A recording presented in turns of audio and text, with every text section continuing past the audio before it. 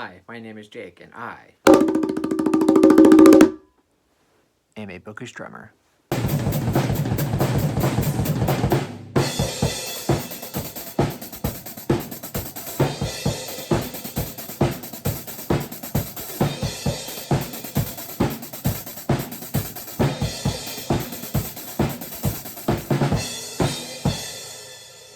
So for this Stephen King video, I will be doing a dedicated book review for a very interesting Stephen King book. And that would, of course, be for the Tommyknockers. Now, the reason that I'm doing a dedicated book review for this is because that I just read it for the Stephen King book club run by myself and Ian the Reader. Our original pick for October was actually Revival, which luckily me and Ian both really enjoyed, and a lot of y'all have enjoyed as well. But we decided to do the Tommyknockers, and in fact, I convinced Ian of this because a few months back, I did a video titled The Top 10 Objectively Worst Stephen King Books, and that blew up.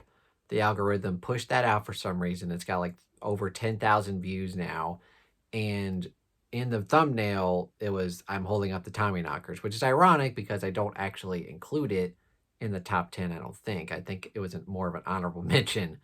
But there were so many people in the comments that were like, oh, I actually love the Tommyknockers. Oh, I think Tommyknockers is underrated. Tommyknockers is one of my favorites. Tommyknockers, Tommyknockers, Tommyknockers. So I said, okay, why are there like dozens and dozens and dozens of people all of a sudden coming out of the woodwork and claiming Tommyknockers as one of their favorites? So I decided, why not go back and reread it? Maybe I'd have a better time with it. Maybe the first time I read it, I was kind of blinded by a lot of people's, saying that, Tommyknockers was one of the worst books, including Stephen King himself. Like, Stephen King often cites this book as one of his worst books. He goes as far as to say, like, oh, there's a good 300-page book in there somewhere. And also, this was written at, like, the height of his cocaine-induced mania, because he was a very big drug addict back in the 80s, and then he got clean, and then a lot of people said that, like, after he got clean, his books became worse and worse, but I disagree with that wholeheartedly. But I can definitely see where King is coming from, because this book is, you can tell, like, this is just drug-induced King just going bonkers, because this book is one of the weirder books that he's ever written. Now, the question is this his worst book of all time? No, it's not his worst book of all time. But did I have a great time with it? Not really. And I'll get into that more into the review. So without further ado, let's go ahead and jump right into the review.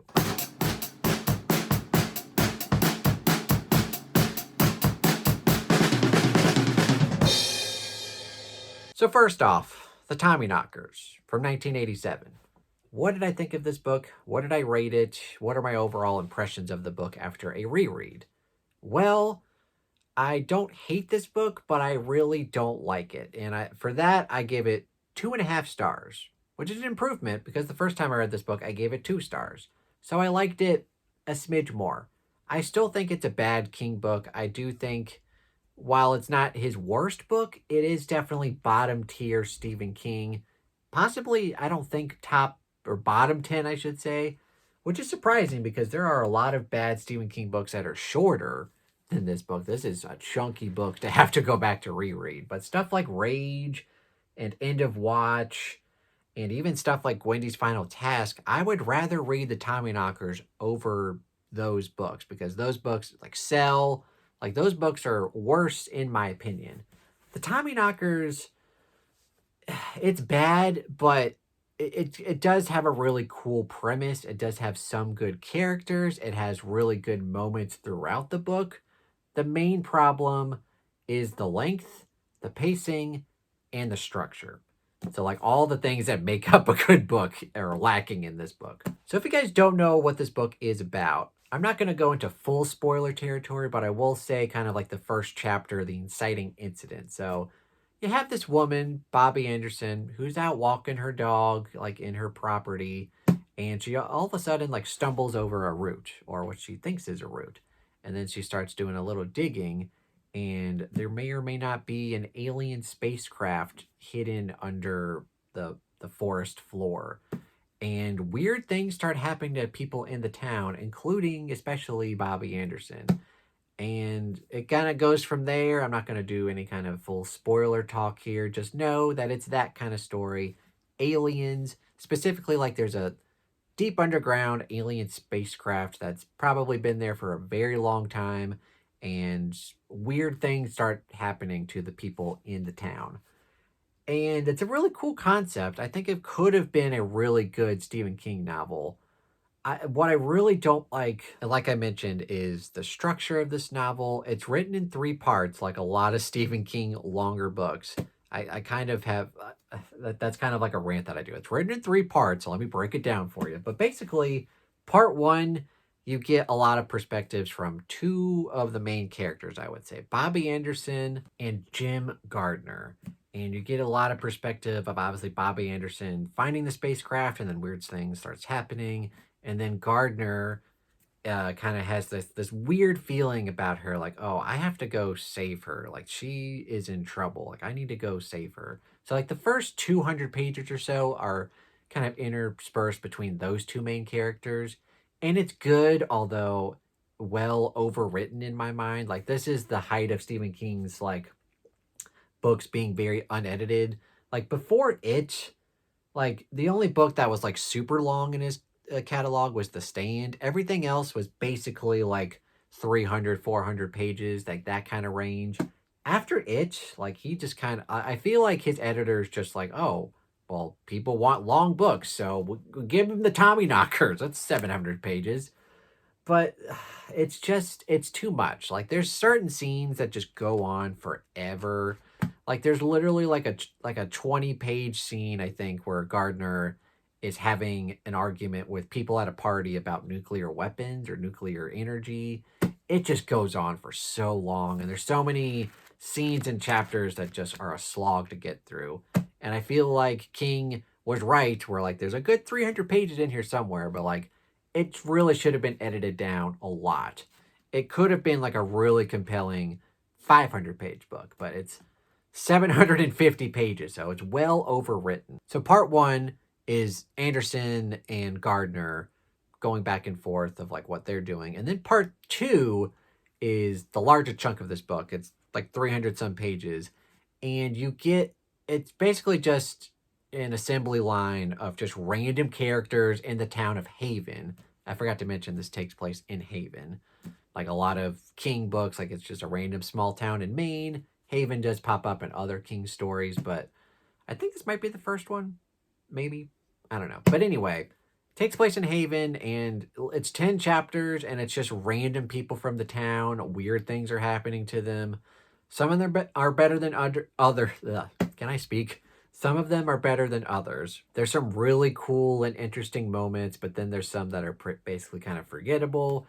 Like if I go and look at like the chapter titles, I can be like, oh, yeah, that's a good one. And then I go look at another one. I'm like, what happened in that chapter? Who are these people?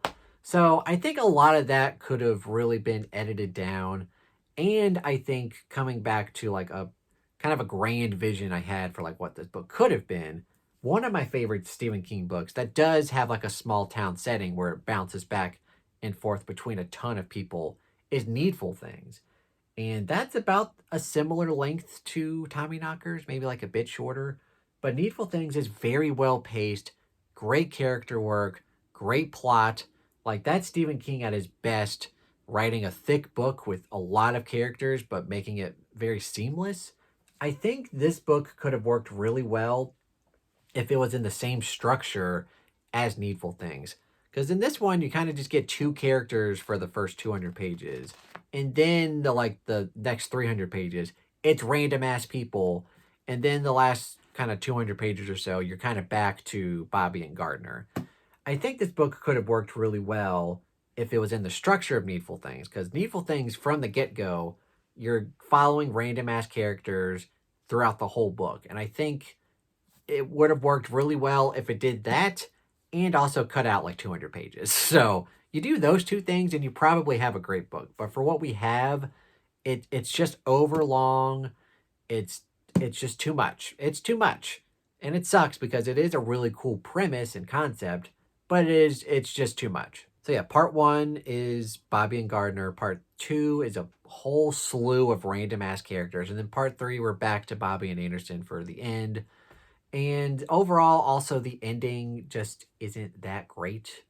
Um, it just kind of is what it is. Like it's not terrible, but it's just not that good. So overall, like this is not the worst Stephen King book I've ever read. It won't be the worst Stephen King book I've ever read. I just said that. But anyway, like it's not bottom 10, but it is definitely bottom tier. Like it's definitely bottom 20, probably bottom 15 if I'm being honest. But overall, it had a lot of potential, but it's just not one of my favorites. Do I regret going back to reread it? No. Am I going to reread it anytime soon? Maybe way down the line, but not anytime soon. But yeah, I am glad that I read it just so I can make this review and kind of just cement my opinion of this book because it's been a while since I read it, and maybe seeing all those comments, I was like, maybe Tommyknockers is good. Maybe there's something that I missed with this book, but no, it's bad. It's still bad, y'all. And I get why people love this book. They love how weird it gets. They love I guess that's the main reason because this is a weird book, y'all. If you want to like coked out Stephen King writing alien shit, read this book. But anyway, yeah, that's kind of my thoughts on this book. It's got interesting moments. Like it's got good moments in this book. Great concept, just a poor structure, poor editing, and kind of a disappointing read because of that. And I think it could have worked better. Obviously, this will never happen, but like if King like went back and restructured it kind of like a Needful Things and just kind of like from the start having random people from the town and then also just cut out a couple hundred pages, this could have been a really interesting Stephen King book. But for what it is, it's 2.5 stars. There's worse Stephen King books, but it's still pretty bad. All right, so that is my quick little review for The Tommyknockers. Not the worst Stephen King book I've ever read, but definitely bottom tier. Definitely one of my least favorites still. I understand why people love it, but it's just not for me. I won't be rereading this anytime soon, maybe way down the line whenever I do like a big reread of all of his stuff, but like I'm good for now, man. But yeah, that's the Tommyknockers. Definitely let me know whether you agree or disagree with my opinion here. I know a lot of people in that one video I mentioned love the Tommyknockers. So it would be very interesting to get some comments down below of why people love the Tommyknockers. Like if you love the Tommyknockers, comment down below why that is. Also comment down below if there's any other Stephen King books you want me to do a review for. I'll leave down a playlist down below of all of the books that I've done reviews for in the past. I think I'm probably up to 20, maybe 30. And maybe next week or sometime in the next future, I will be doing a little review for Cycle of the Werewolf. I just finished a reread of this, and I've got some thoughts on it. This will be probably a very quick review. It's very short. I've got some comments, but not too much. So it'll be a quick video. And just comment down below if there's any other Stephen King books that you're interested in me making a review for. Comment that down below. And speaking of bad Stephen King books, next month for the Stephen King Book Club, like I mentioned, October was both Revival and the Tommyknockers. But in November, we're going to be checking out Roadwork, which again, I know a lot of people don't like, but I know a few people that were kind of questioning this book, but then they went and read it. And it's some of their favorite Stephen King books of all time, including Josephina. I'll link her channel down below. This is her all-time favorite Stephen King book, which is pretty wild. But I personally love this book, and I would love for you guys to check it out with me and Ian the Reader for the Stephen King Book Club. Check it out. You never know. But with all that being said, thank you guys so much for watching. If you enjoyed this video, please give it a quick thumbs up. Subscribe to the channel if you haven't already. Stay subscribed for more content. I try to post every Monday, Wednesday, and Friday. Like I mentioned, Friday is always Stephen King related. It's either going to be my Cycle of the Werewolf review, or I think probably what I'm going to do, since that happens to be on Halloween, I'm going to talk about my favorite Stephen King horror books. So not necessarily like, I'm going to do my top 10. So not my top 10 all Stephen King, just my top 10 favorite horror books from Stephen King. So definitely check that out on Halloween. I've also got the Bookastromer Discord down below where, like I mentioned, we've got tons of buddy reads and read-alongs, including the Stephen King Book Club. I've also got my Patreon link down below if you want to go support me there for as low as $1 a month, y'all. And my Amazon wishlist if you'd like to buy me a book.